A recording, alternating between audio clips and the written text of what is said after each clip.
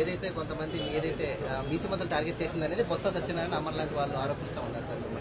BC మంత్రులు ఏంటి గత ప్రభుత్వంలో? ఈ ప్రభుత్వంలో ఈరోజు చీఫ్ సెక్రటరీ ఎవరండి? ఆంధ్ర రాష్ట్ర చరిత్రలో ఎప్పుడు జరిగిన విధంగా చీఫ్ సెక్రటరీ ఎవరయ్యారో వాళ్ళు కొంచెం ఆలోచించమనండి. అది కాదు, ఒక్క నిమిషం అండి. ఇదే బొత్స గారు అధికారులు ఉన్నప్పుడు ఏం మాట్లాడారు మీడియా మిత్రులతో మీకు బాగా తెలుసు, నేను చెప్పాలా? మళ్ళీ డీజీ ఎవరండి, టీటీడీఈఓ ఎవరండి అని మర్చిపోయారా? అరే మా ఎవరికి ఇబ్బందిలా, మేమందరం మంత్రులు కూడా మేమందరం కలిసికట్టుగా పనిచేస్తున్నాం. కేబినెట్ మీటింగ్ ముందర మేమందరం కూర్చుంటున్నాం, మేము కూడా బ్రేక్ఫాస్ట్ చేస్తున్నాం కలిసికట్టుగా అందరం కూర్చుంటున్నాం. వచ్చిన కానీ అందరం మేము కూర్చుని బ్రేక్ఫాస్ట్ చేసి ఇష్యూస్ ఏంటి, గత 15 రోజులు ఏం జరిగింది, ఏం చేయాలి, ఎక్కడ ఒక్కొక్కరు ఫీడ్బ్యాక్ ఇచ్చుకుంటున్నాం. నా డిపార్ట్మెంట్ పైన కూడా అడగండి మంత్రులు, ఓపెన్ గా నాకు ఫీడ్బ్యాక్ ఇచ్చారు, మేము కూడా అంతే ఓపెన్ గా. సో చాలా ఓపెన్ బుక్ గా మేము ఫీడ్బ్యాక్ ఇచ్చుకుంటున్నాం, కరెక్ట్ చేసుకుంటున్నాం. దెన్ అండ్ దేర్ అంటే ముఖ్యమంత్రి గారు చెప్పే ముందరనే మేము కరెక్ట్ చేసుకోవాలి తాపత్రయంతో మేము అందరం పనిచేస్తున్నాం. So what is issue?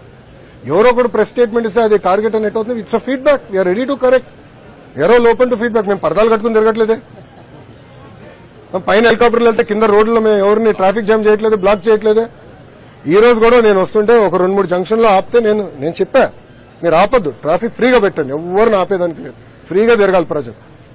ఈరోజు ముఖ్యమంత్రి గారు వస్తే ఒక 5 నిమిషాల ముందు ఆపుతున్నారు, ఎక్కడ ఆపట్లేదు ట్రాఫిక్, పరదాలు ఎక్కడ కట్టట్లేదు.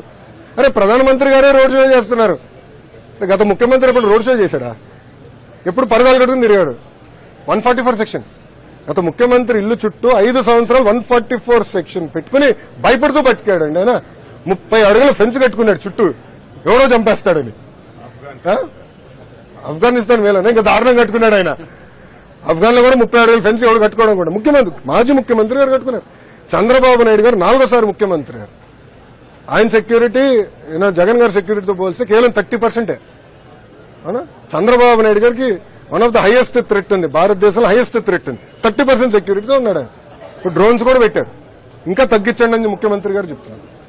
వాళ్ళు ఎట్లా మాట్లాడతారండి మా గురించి చెప్పండి.